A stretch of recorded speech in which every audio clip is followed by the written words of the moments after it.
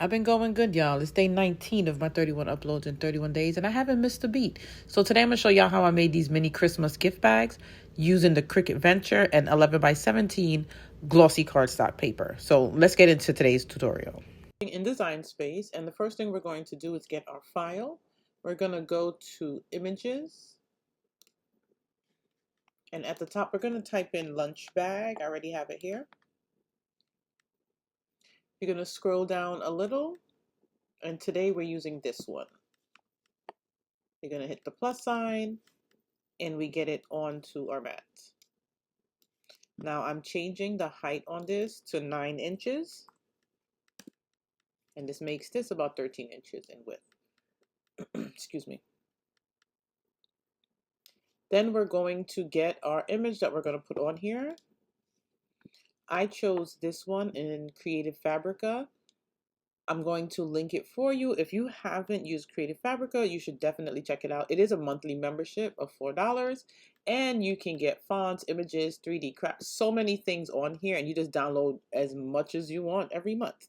And if you ever cancel, you've already downloaded it. It's on your computer, so you get to keep all of those files anyway. So you just select download, and then it'll go to your computer. So we're going to go back to Design Space. And now I'm going to go to Upload. You're going to select Upload Images, go to Browse. I already have it here, but you'd go to Downloads, and then you'll see the folder. You double click on the folder, and then you have multiple files that they do give you. We're going to use the PNG file. You select it, and then click on Open. We're going to go at the bottom right here and click on Continue. Here is where you usually like erase any backgrounds or anything that you want to take out of the photo. Let's say this little circle right here you wanted to get rid of. You click on erase. You choose your erasure size. Look at how small that is. We're going to go a little bigger. This makes it a little bigger. And then, hold on. You just click, you see, and I just erase that. So if you want to erase more, you can do that. I'm not going to because I want it. So we're going to go back just to put our little circle back, right? Now, nothing needs to be done. I just wanted to show you guys that. At the bottom right here, you're going to click on Apply and Continue. Now here you have the option of multiple layer, single layer, and flat graphic. We're using a flat graphic. You wouldn't even need to do a multiple layer if you wanted an SVG here, because when we downloaded that file, they gave us an SVG with all the layers, and it's a whole lot. But anywho, we're going to click on flat graphic. You're going to go to continue at the bottom right. Now here is where you name your image and then add tags. Just think of all the search terms you would use if you're searching for the file when you have a bunch of files uploaded.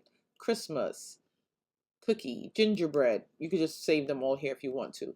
As for the name, it's imported as the name that the person has the file saved under, which is pretty long. So I'm just going to delete some of it and just leave Christmas calories as the name of the file in Design Space.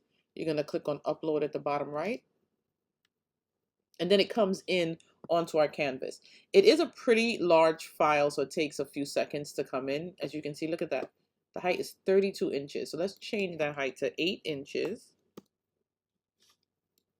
And now we can work with this file.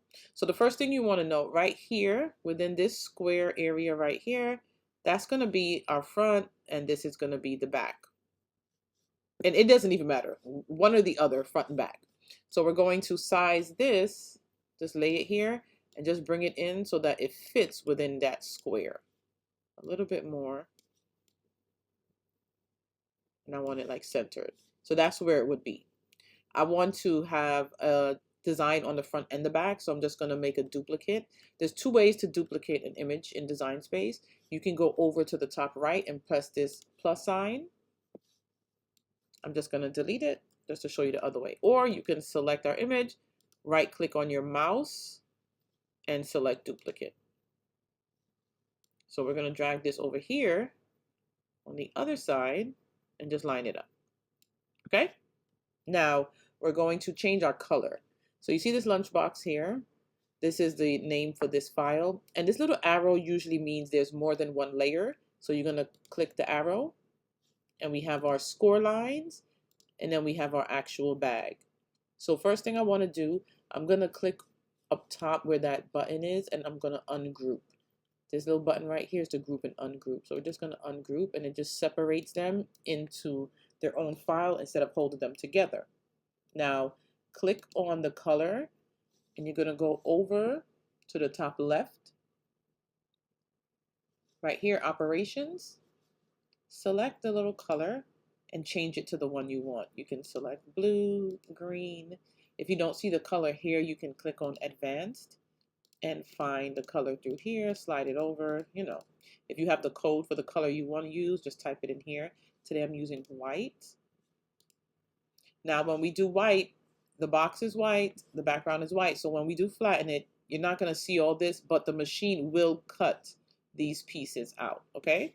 So now here's the thing. Do not, once we ungroup, don't touch this file. You don't want to move the lines, you don't move the bag.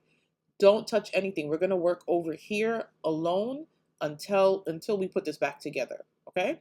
So you're going to take this file, the lunch bag file, you're going to click on it and drag it above.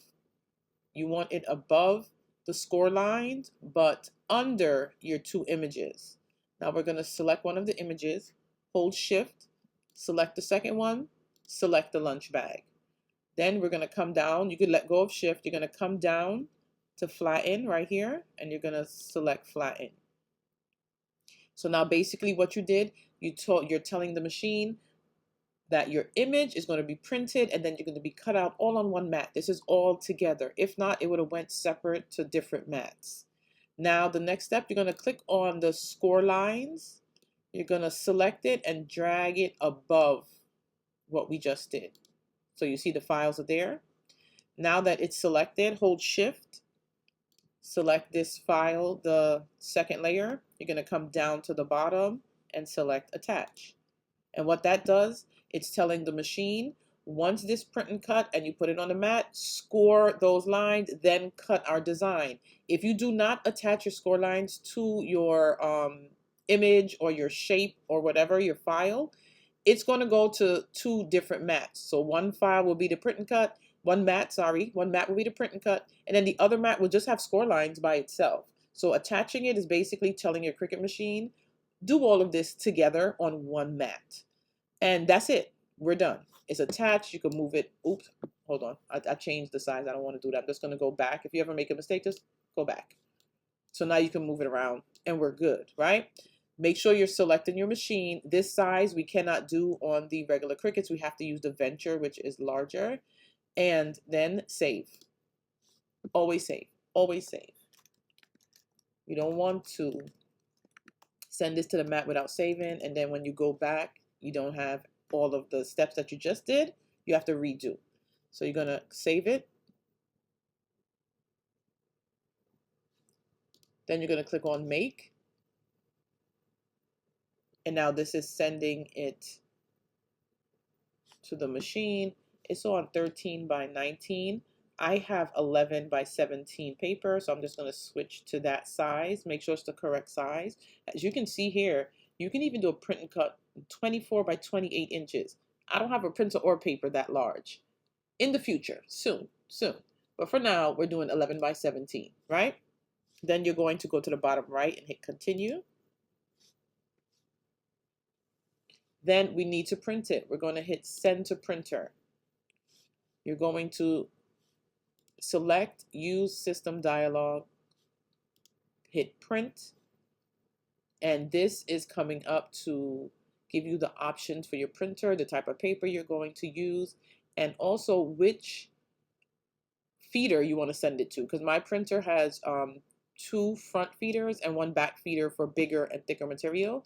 Hold on, I think it went behind. Yeah, it did. If your screen is not like fully on your fully open, and you notice that the pop-up didn't come, it's behind. It's behind it. It is behind it. I don't know why it does that. So we're going to go to media and quality. If you see right here, the paper size is already selected the correct size. We're going to hit rear tray, photo high gloss paper, and print.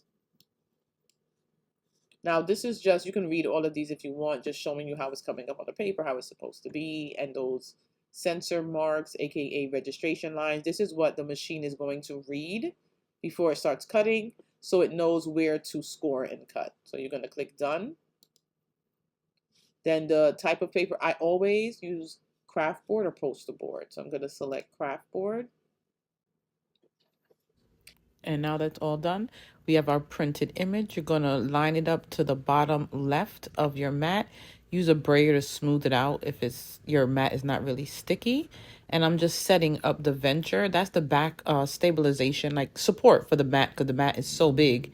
It would just be flopping in the back if you don't have that on there. So I'm just going to load it in, pull down that lever, press the button. This just scans to make sure you have the right size mat in there, and then you'll press play after that. It's going to scan the sensor marks or registration marks, whatever it's called, just to see where it has to cut. Then it cuts. It moves pretty fast. And we're done here. You raise the lever. It slips out, so I always hold the back and the front when I'm taking the mat out, or it'll slide right on the floor. And we just peel it up, and everything is cut for us. Perfect. Look at that. It's so cute. I'm going to make these for like every theme, I think. I always say that and I don't do anything. But anyway, so I use this little scraper. That one is blinged. It's not for use, but I couldn't find anything else. Also, too, you don't have to have anything to press down on your score marks. I just like seeing like a nice sharp fold. So anything flat can actually do that. Or you could just fold it with your hand and it'll be perfectly fine. So this is how it'll look once you get all those folds. Now, if you know me, you already know I'm using a glue gun to do this. If you're going to use a glue gun like me, you got to move quick. But you can also use double-sided tape for that little piece. Then at the bottom, just going to fold it in and then put the glue at the tip of it. Press it down, and then I put my hand on the inside just so I could like press it together, make sure it's nice and stable. And you can use ribbon. I suggest ribbon. I didn't have any that match, so I just used some red twine that I had from when I was making ornaments. Tie a knot, clip it off, and I use a lighter just to burn it a little. And of course, I like to add a bow to everything. I don't know what's going on with me, but look at how cute this turned out. It was so easy. And to anyone that's new here, I just want to remind you, hit the subscribe button, guys. We're on day 19. I'll see you guys tomorrow.